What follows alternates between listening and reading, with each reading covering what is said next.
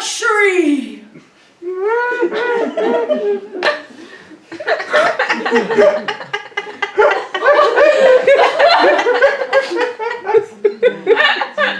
My mother called me this for the next year.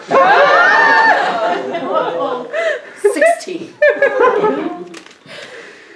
She also told me that by the time I was 33, I would be the undisputed leader of the United Nations. And afterward, one of the disciples came up to me and asked me to bless her with my 12 strands of cosmic DNA. And so I did. So shockingly, Deborah turned out to be a con woman and eventually fled to the Yucatan Peninsula. What? And my mom sort of laughed this off, you know, because like Deborah, she was this amazing energy worker. She was like a little power hungry. But you know, she could weed out an astral snake like nobody's business, you know. People sold their houses and like emptied their IRAs to give Deborah this money so they could follow her all over the world, like praying in temples at like Machu Picchu and in the Great Pyramids and at Stonehenge. And my mom was fortunately not victim to any of like that intensity. I mean, the only thing that she had seen, she said, you know, like, so, you know, I've seen Deborah like slap a couple people because like, they weren't open enough to the energy work. Because I don't know about you, but like, nothing opens me up energetically than being like slapped in the face in public while meditating. No one said shit to my mom about bringing me there. So, once you know something like that, you can't unknow it. Once I had read Transmasculine, like I couldn't undo it. And I couldn't stop thinking about it. I had researched so many flavors of transgender, like over and over, like hoping that something would give me different answers. You know, I tried on like a bunch of different labels and read like so many descriptions, waiting for one that screamed yes back to me. And to be honest, I never really found one. Non-binary like seems so general, like so unspecific, and the more I thought about like my natural gender, the more I colored it in. It seemed like such a cop-out to call it green, when I felt like maybe I could be like a deep forest, or mint, or like dewy grass. And I still haven't really found something that matches 100%. Like, non-binary is good enough, for now. I came out as non-binary right before my 33rd birthday, and when I tried to explain what non-binary was to my parents, like, neither of them really got it, but like in very different ways. Like, my dad was like, "You're just Jasmine," which like sounds affirming, but was like a little challenge. "You are who you are!" And I was like, yeah, true. Now, I think that he was afraid that I was going to change myself or like do something out of character. But in actuality, like, I've just stopped correcting myself, and I've stopped allowing others to correct me. Now, when I told my mom, like, she was like very supportive, but like in another sort of a weird way. She'd say shit like, "Yeah, you go, girl. Like, I think like I'm non-binary too, because I like to drink beer and sit with my legs open."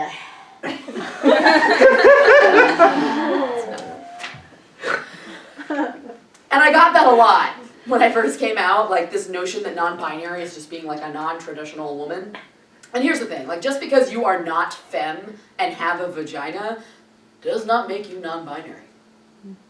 There are many ways to express womanhood. But I am not a butch woman. I am non-binary, and it is a different gender.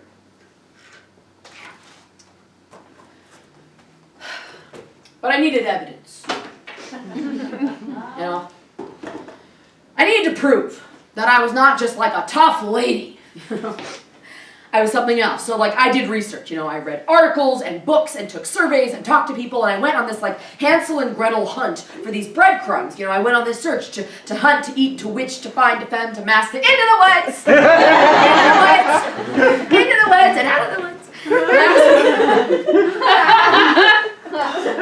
When I was 4 years old, I took ballet. And one day we devised this dance story, you know, and there were a lot of princesses, and there was a lot of lambs, and there was a lot of princess lambs. And I wanted to be Peter Pan. Because my mom had taken me to see Peter Pan on Broadway, starring Kathy Rigby. And when I saw Kathy Rigby on stage playing a boy, I was like, I want to be that. Like, not a woman, but not really a boy. Like, sort of neither, sort of both. Breadcrumb. Can we talk about Care Bears for a minute? I loved Care Bears, okay? I mean, if you want to talk about some, like, genderqueer utopia, think about it. Look no further than Caroline. You know? The Care Bears were raised by this lesbian bear and horse couple. They come in all shades of pastel. They have hearts on their noses and butts. And the femme ones are like really tough, and the mask ones are like really gentle. I loved Care Bears. Breadcrumb. In kindergarten, Vicky was She-Ra, and Josh was He-Man, and I was a bunny rabbit who could fly! Genderless. Breadcrumb. When I was 15, I wanted to buzz all of my hair off. And the salon lady, she refused. But she said she'd give me like a short haircut for a girl. But I loved it. It was really short. Breadcrumb. And when my dad saw me, he called me his other son. But I actually thought that was really cool. The boys said that when I wore a skirt that I walked like a man in a kilt. And I actually thought that was really cool. Breadcrumb. G.I. Jane. Suck my dick!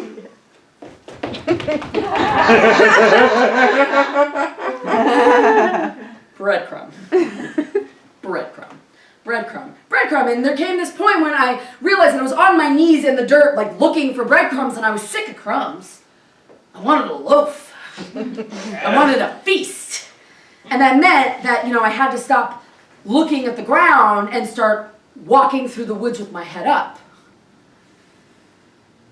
So, I'm not an outdoorsy person, okay? Like, I'm kind of an indoor kid. My favorite part of a camping trip is like eating a burger when I get home. And I've been forced on a lot of camping and backpacking trips. Like, I have camped in the snow in the Sierra Nevadas, in the deserts of Death Valley. I've camped in mountains and beaches and rivers. I've jumped, like, pumped water, like, knee-deep in a fucking frigid stream. I've, like, had to hang my food over a limb so the bears don't get it. I've shat in the woods. I even made the mistake of putting a sage leaf in my water bottle because I was told it would be refreshing. Like, fuck you, Peter Cantle. Don't do it. I cooked oatmeal over the fire. I've seen beautiful vistas. I've seen mountains and trees and heard nature and seen hawks and deer and wildlife and all sorts of magical naturey shit. Like, I've done it, all right? Like, it's just not for me. But I was like seeing this guy, okay? And we were at the beginning of a relationship. And the beginning of the relationship where you're like not ready to be 100% honest yet. And I don't mean about the like important things. I mean about the little piddly shit. You know what I mean? Like at the beginning of the relationship, you know, you're not going to be 100% honest about like how much you really hate something. So you'll say something like, oh, you know, I just don't care for Michael Bay movies. But then like further into the relationship, you'll be like, fuck Michael Bay. He sucks, and everyone else who likes him, they suck too. But you don't want to lead with that. Right? And so when he asked me, do you want to go camping on the beach? I said, Sure, sounds good. I hate camping on the beach. It is literally the worst kind of camping. Sand. But again, not quite ready to be honest yet. So I went. And at first we hiked down this like vertical cliff, right? And the only thing I could think of as we're going down this vertical cliff is like, we're gonna have to go the fuck back up. Yes. Like, seriously, that's how, like, you know, we're on a hike and you're thinking like, man, that's gonna be a long way back. We're keep going, huh?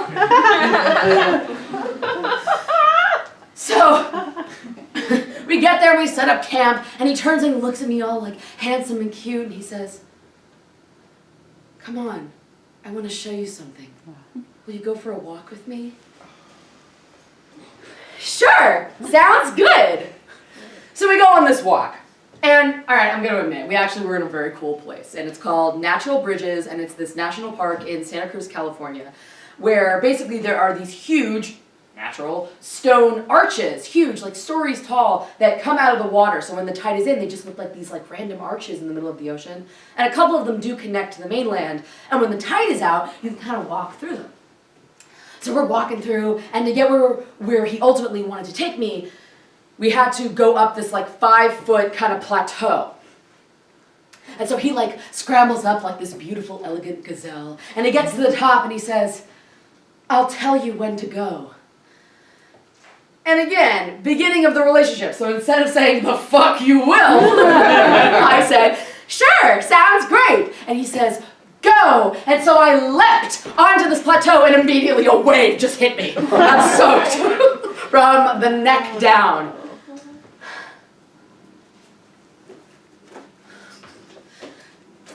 So I took off all my shoes and my pants, and he was like, he was all nervous. He was like, oh my God, I'm so sorry. Are you okay?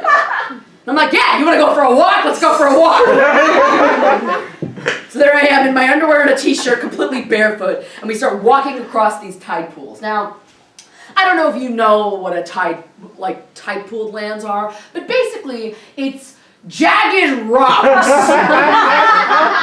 filled with fetid pools of fish water that have been stinking in the sun. And this is California.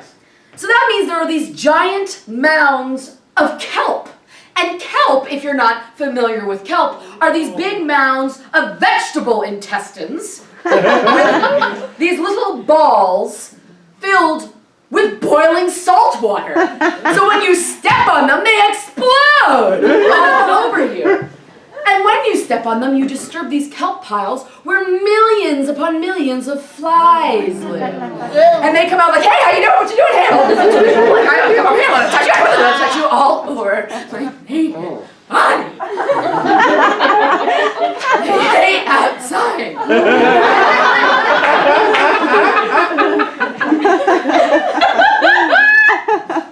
At one point, I like full-on banana peel slipped and like landed my ass in a crab hutch. Oh. Little crabs going like, ee away.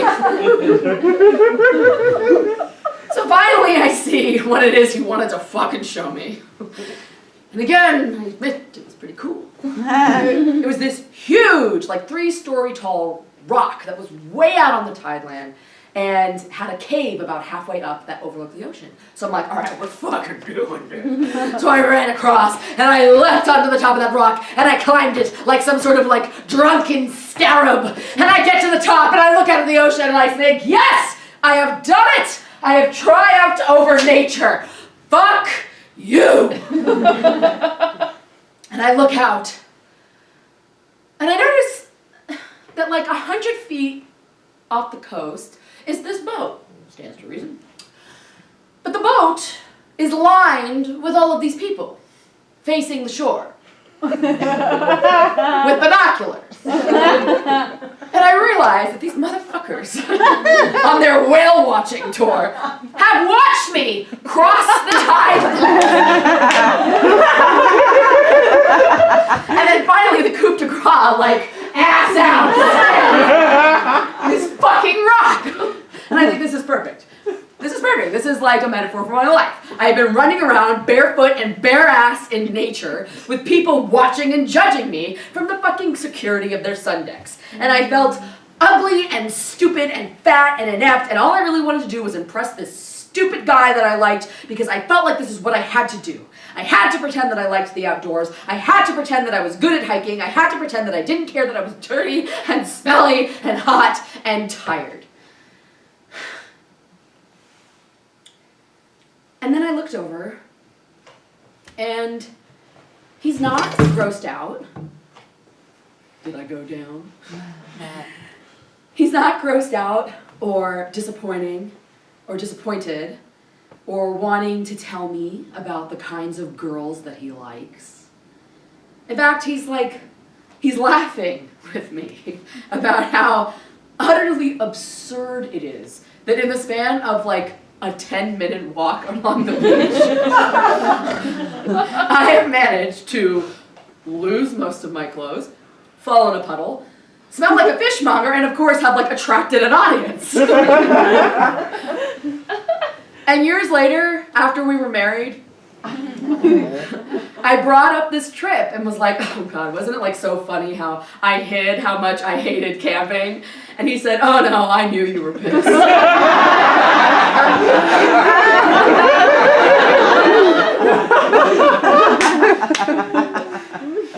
I just thought you were wonderful. Aww.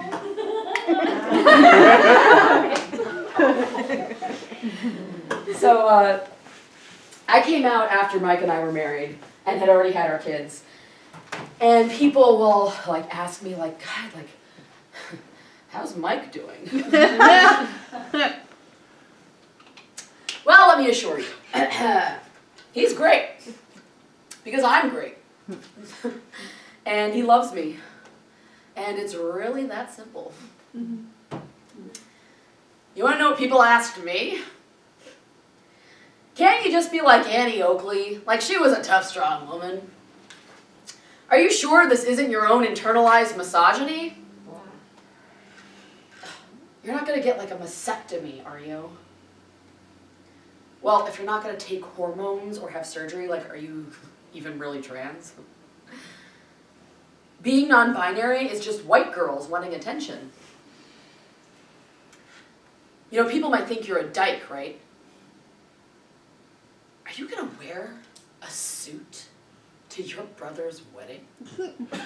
Like, why would you make the day about you?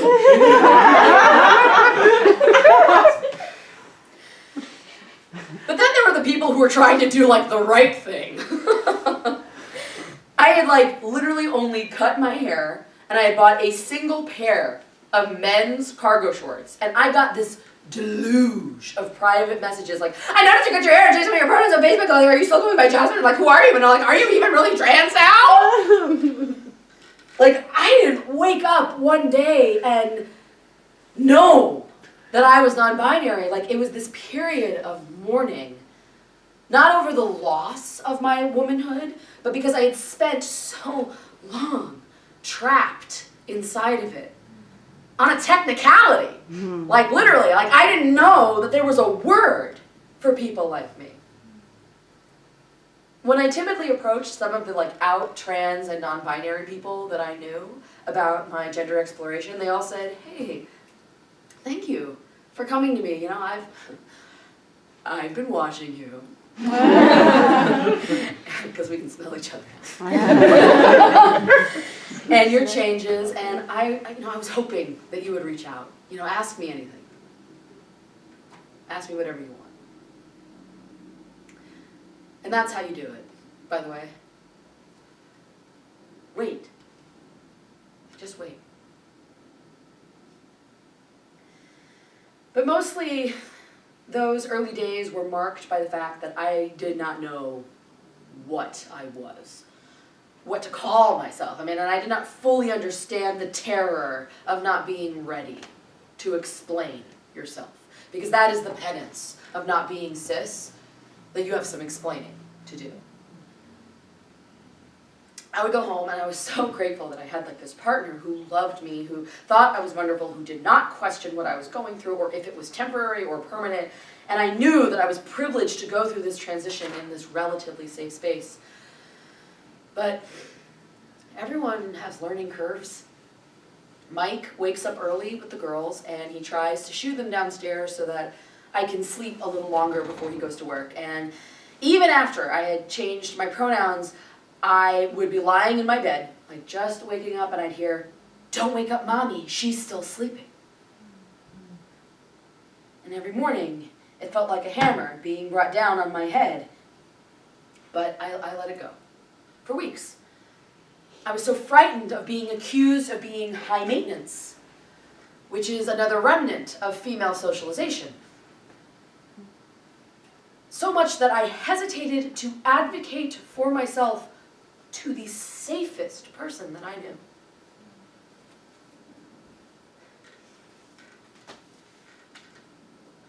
Mike, I need you to stop misgendering me in front of our children, please. And at first he said, "I know, but it's early and I'm tired and my brain isn't working." And I said, "Yeah, but it's the first thing that I hear every morning." And what that 3-letter pronoun actually sounds like is, "You're a liar. You're a fraud. You're not real." And he said, "You're right. I'm sorry." So the next day I hear, "Don't wake up Mommy, they're sleeping." And then, "Don't wake up Mommy, she's sleeping." They're sleeping! And then, "Don't wake up Mommy, they're sleeping."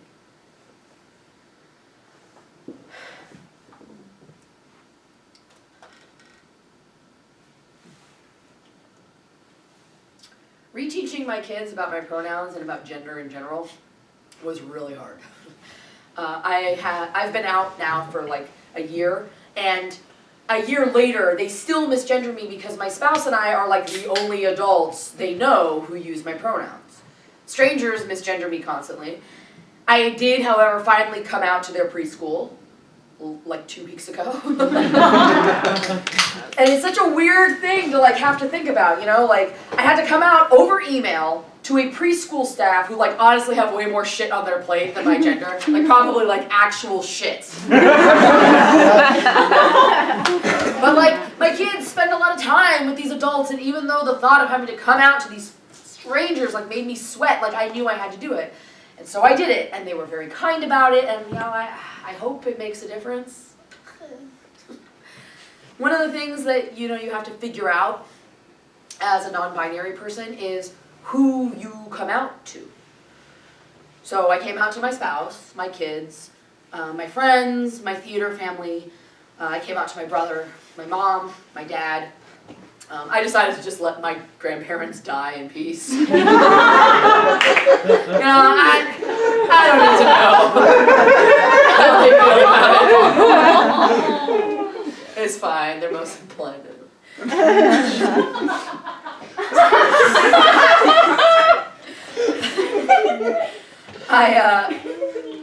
I came out to my stepmother, who I've been afraid to mention because it's a coming out story that is still in progress. My stepmother and I have a long and weird history that goes back for like over 20 years. When I came out to her and my dad, she was confused and worried, but also offended. Over the course of the last year, I endured a lot of very defensive questions about why I was doing this and how I was doing this, and hints about what it's going to do to my children. And in the middle of a screaming fight over the phone, she admitted that she hadn't come to visit me for the last year because I came out as transgender and she was uncomfortable being in my house. So I told her I didn't want to speak to her anymore. And I haven't in 6 months. And I don't know what's going to happen. And that's all I can really say about that. If only I had kept pretending to be right-handed.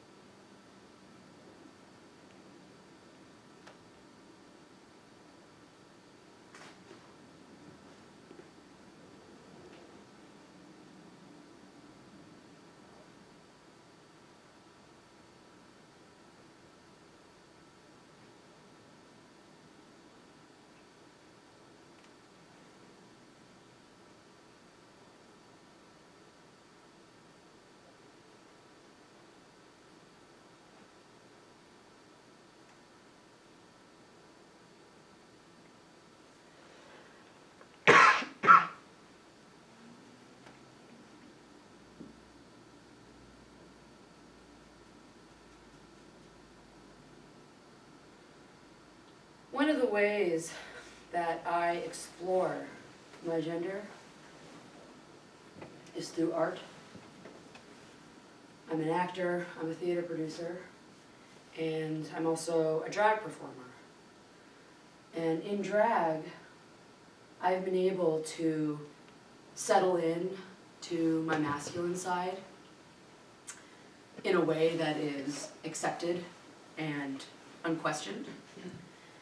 And I've also been able to play with my feminine side in a way that doesn't confine and scare me.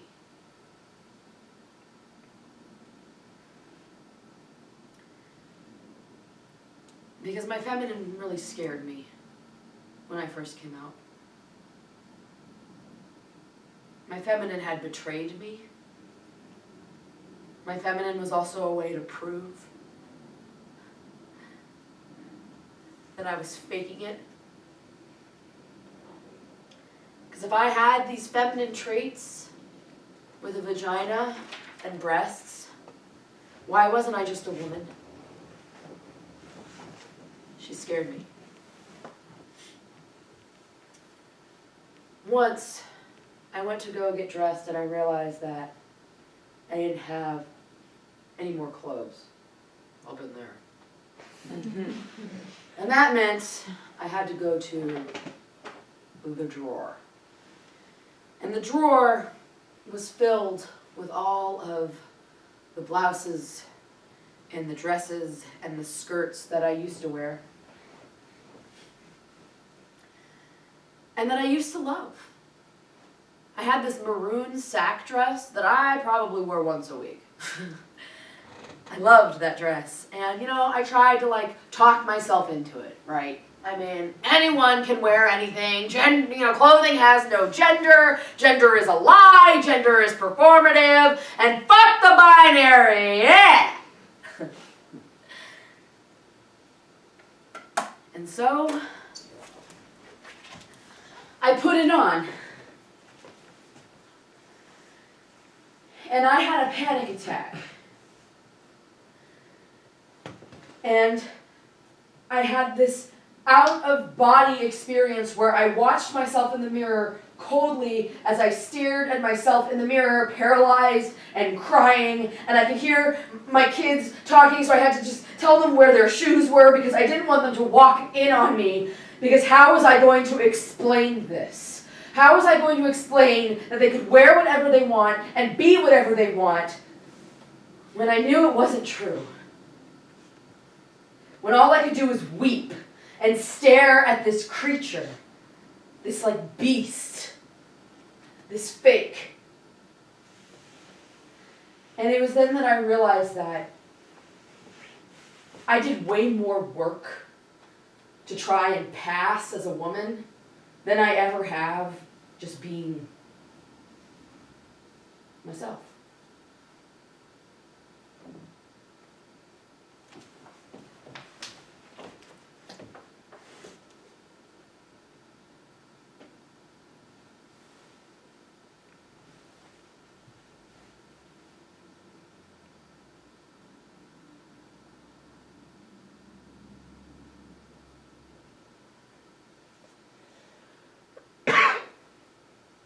One time I was putting on my beard and filling up my eyebrows, and I noticed that my kids were watching me. But the one who was watching me the most, I'll call her Turtle, was very intensely watching me put on my makeup instead of trying to steal my lipstick like the other one. And then finally, Turtle said to me, "I want a beard and eyebrows." So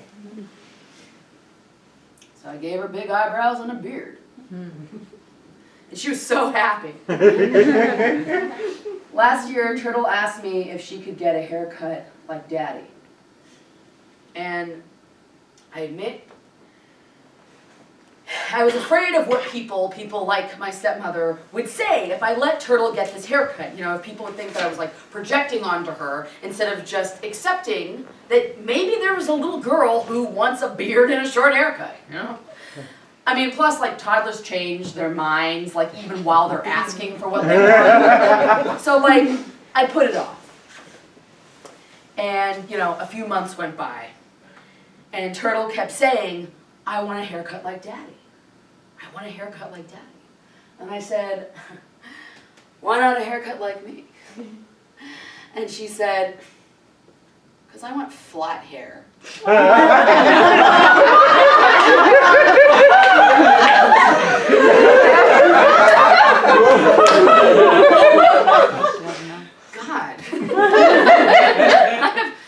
I got wet, so a lot of my mousse went out of it, but I have great hair.